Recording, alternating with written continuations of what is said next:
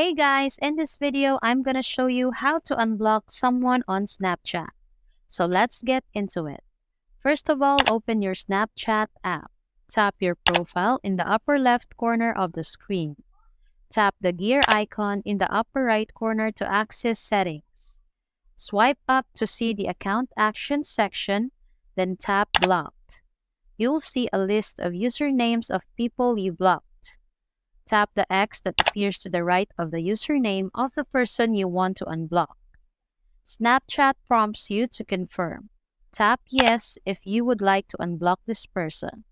After you unblock someone, their username disappears from your blocked list.